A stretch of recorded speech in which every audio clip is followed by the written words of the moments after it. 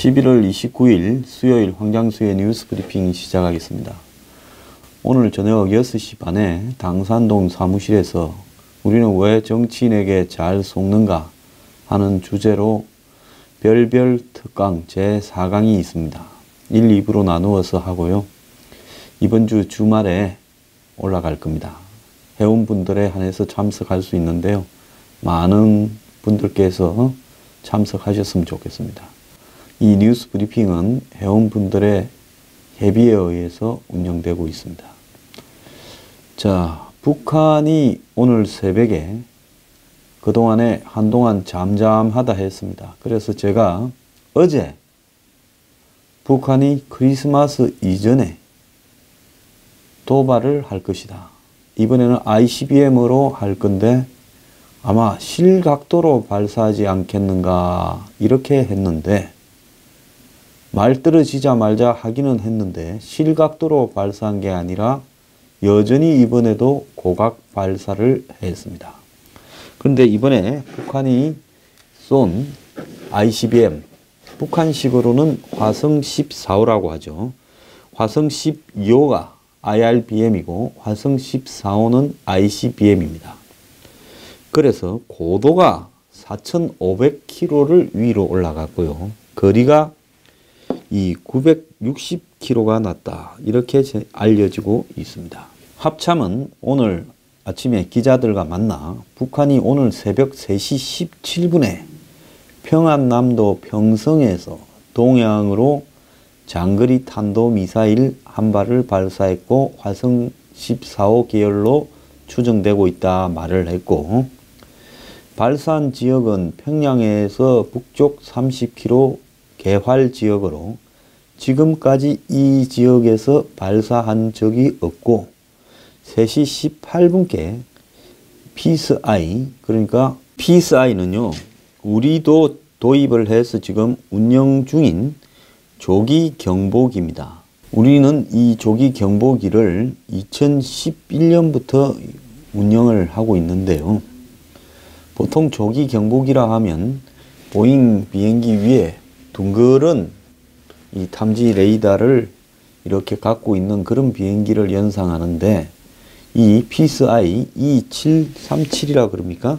이 피스아이라고 부르는 조기 경보기는 둥그런 이 탐지 레이더가 아니라 바 형태로 비행기를 따라서 등에 길쭉한 레이더를 갖다가 싣고 이 조기에 북한에서 벌어지는 상황을 탐지할 수 있습니다. 360도 전방위를 탐지할 수 있는 능력을 가진 이 조기 경보기고요. 이후 동해상에서 작전 중인 이지스함이나 조기 경보 레이더에서도 이 신호가 포착이 되었습니다. 합참에 따르면 북한이 발사한 탄도미사일은 4,500km의 고도 위로 어마어마하게 올라갔지요. 그리고 예상 비행 거리가 960km입니다. 지금까지 북한이 ICBM이라고 고각 발사한 미사일 중에서 4,000km를 넘어간 것이 없었습니다. 고도가요. 자, 지난 9월 15일 북한이 중장거리 미사일 화성 12형을 실제 각도 비슷하게 쐈는데 이때는 최대 고도는 770km, 비행 거리는 3,700km입니다. 자, 그래서 미국 국방부도 이날 북한이 쏜 미사일에 대해서 ICBM이라고 이렇게 확인을 했는데요.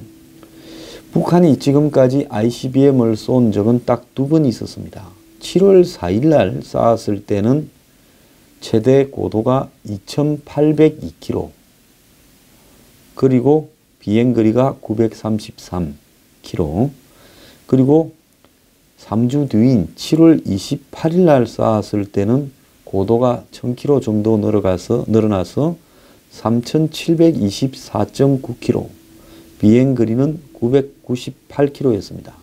그러니까 7월 4일 날, 7월 28일 날 쏜 것보다도 고도가 훨씬 높았다. 특히 고도가 상당히 올라간 7월 28일 날 쏜 ICBM보다도 고도가 무려 한 800km 정도가 더 올라갔다는 겁니다. 그리고 비행 거리는 비슷하게 나왔다는 거죠. 자, 북한의 도발 직후에 우리 군은 지해공 합동 정밀 타격 훈련을 했다 그러는데요. 이런 훈련이 무슨 의미가 있는지 모르겠습니다. 이런 훈련으로 북한의 핵을, 미사일을 이렇게 길을 꺾을 수 있겠습니까? 그것보다는 대통령의 의지와 말 한마디가 더 중요하겠죠. 우리가 무슨 함대지, 해성2, 지대지, 현무2, 공대지, 스파이스 2000 등을 쐈다는데 미사일 각 한 발씩을 쐈고 적의 도발 원점을 가정한 목표 지점에 세 발이 동시에 탄착이 되었다. 한미 공조하에 북미사일 발사 동향을 추적 중이었다. 이렇게 이야기를 합니다. JSA 사건이나 홍진호에서 보듯이요. 뒤늦게 이런 식으로 해서 국민들에게 마치 우리가 쏜 함대지 미사일이 크게 의미가 있을 것처럼 홍보하는데요. 우리가 북한 영토에 미사일을 진짜로 쏘려고 하는 의지가 있습니까? 우리가 먼저 맞고 난 뒤에 이 남한이 북한의 핵을 실은 미사일을 몇 군데 맞아서 거의 명령도 내릴 지부도 없어진 상황에서 이런 재래식 미사일로 북한의 원점을 타격한다라는 부분이 의미가 있는 이야기라고 보십니까? 이런 괜히 비싼 미사일을 그냥 북한이 도발할 때마다 바다를 향해서 엉뚱한 방향으로 쏘는 일은 좀 안 했으면 좋겠습니다. 돈 낭비에 불과하고요. 이거 했다고 잘했다라고 평가할 사람 없습니다. 정확하게 대통령이 북한이 쏘고 난 뒤에 무슨 말을 했는가가 중요하지요. 자, 북한의 미사일 발사 의도에 대해서는 미국이 북한을 테러 지원국으로 재지정하고 추가 대북 제재로 외교 경제적 압박에 대한 반발, 내부 불안 요인의 확산에 따른 체제 결속의 도모, ICBM급 미사일 발사를 위한 대미 협상을 위한 의도로 평가하고 있다. 이렇게 이야기를 하는데요. 자, 김정은이가 미사일 쏘는 걸 봤냐 하니까 그냥 우리가 북한을 24시간 관찰하고 있다고 합참은 대답을 했습니다. 김정은이 봤는지 안 봤는지에 대해 모르니까 이렇게 말을 했겠죠. 그런데 지금 북한의 미사일이 몇 개로 나뉘어서 떨어졌다는데요. 그래서 다탄두 미사일일 가능성이 있지 않냐. 즉 탄두가 여러 개인 형태의 미사일을 쏜 거냐 하는 부분에서 합참은 쏜 것도 한 발, 떨어진 것도 한 발이다라면서 더 분석을 하겠다라고 이야기를 합니다. 자, 75일 만에 드디어 ICBM을 쐈고요. 올해 총 15회 20발의 미사일을 쐈습니다. 돈 참 많습니다, 북한요. 자, 1부에서는 북한 미사일을 쏜 의미에 대해서 주로 이야기를 하고 2부에서는 우리의 대응에 대해서 이야기를 하겠습니다. 합참은 이번 이 북한의 이 평성, 즉 평양 북방 30km 개활지에서 왜 하필 미사일을 쐈을까? 자, 이 부분은 북한이 이동식 발사대 TEL이라는 걸 통해서 언제든지 도발이 가능하다는 것을 보여준 것으로 지금 해석이 되고 있습니다. 한미정보당국은 9월 말 이후 평양 교외 공장에서 미사일을 실은 이동식 발사대가 반출되거나 여러 곳에서 움직이는 모습들을 포착을 했고 국정원도 지난 20일 북한의 미사일 시설에서 차량의 움직임이 활발해지고 엔진 실험을 한 것으로 보인다고 국회에 보고했죠. 자, 그래서 어제 저는 한국 정보보다는 일본 정보를 더 신뢰합니다. 이건 제 탓이 아닙니다. 어제 일본에서 수상한 전파가 탐지되어서 미사일 발사가 임박한 거 아니냐 해서 제가 오랜만에 북한이 미사일을 쏘려고 하는 것 같아 했는데 생각보다는 굉장히 빨리 쐈고요. 북한이 이례적으로 이번에는 실각도로 발사할 거다 했는데 다시 거리만 더 늘어난 고각 발사를 했습니다. 이 부분으로 분석을 해보자면 북한이 대기권 재진입 기술에 있어서 조금 더 연습을 해야 될 부분이 있는 게 아닌가.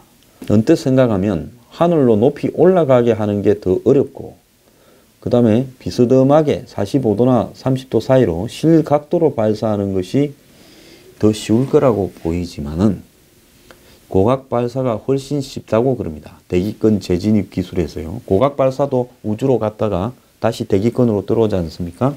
그건 왜 그런가 하면 고각 발사를 해서 대기권으로 다시 들어올 때는 그야말로 자유낙하를 하는 형태로 가는데요.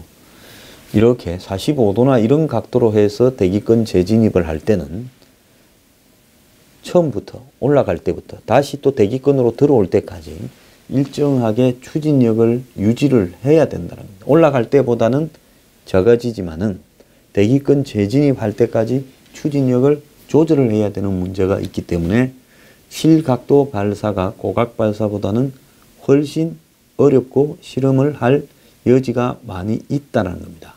근데 북한이 이번에도 키로수만 한 800km 늘어난 고각 발사를 한 것은 고도가요. 결국은 한 번 더 쏠 거다. 언제까지? 크리스마스 전에 실제 각도로 한 번 더 쏠 거다라는 부분을 남겨놓고 있다. 이렇게 봐야 될 것 같고요. 왜 북한이 평성에서 쐈을까? 이것은 이동식 발사대를 가지고 북한 전역에서 언제 어디서 나타나서 쏠지 모른다라는 걸 암시하는 거고, 왜 새벽 3시 17분이냐? 밤에는 위성으로 잘 탐지가 되지 않기 때문에 회피하기 위해서 이렇게 쐈다라는 이야기가 있습니다. 최대한 발사 자체를 은닉하면서 지금 한미일이 북한의 미사일 발사를 얼마나 잘 체크해내느냐 사전에 이 부분을 한번 시험하려고 했다. 즉 위치, 시간 등이 전부 상대방이 예기치 않은 상황에서 쏴서 기습 공격으로 할 수 있다라는 것을 보여주는 부분인데, 특히 북한 일대에 새벽까지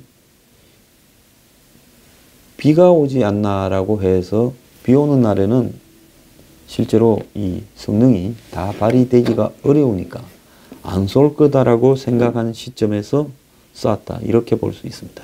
자, 이 부분에서는 미국의 국방부의 입장이 가장 정확할 거라고 보이는데요. 미국 국방부의 매티스 장관은 백악관에서 기자들을 만나서 북한이 ICBM을 발사했고 역대 비스북한의 미사일 중에서 가장 높은 고도까지 상승을 했고, 그리고 이것은 세계 모든 것을 위협할 수 있는 탄도미사일을 북한이 계속 만들 거라는 의미를 가지고 있다. 이렇게 말을 했습니다. 자, 미국에서도 역대 가장 높은 고도까지 올라갔고, 이것을 실거리로 하자면 가장 멀리 갔다라고 이야기를 할 수 있겠죠. 매티스 장관은 북한의 이번에 쏜 ICBM은 솔직히 이전 미사일들보다 더 멀리 갔다. 북한으로서는 이것은 기본적으로 세계 모든 곳을 위협할 수 있는 탄도미사일을 계속 만들려고 연구 개발 노력을 하고 있는 것을 보여준다라고 이야기를 하고 있습니다.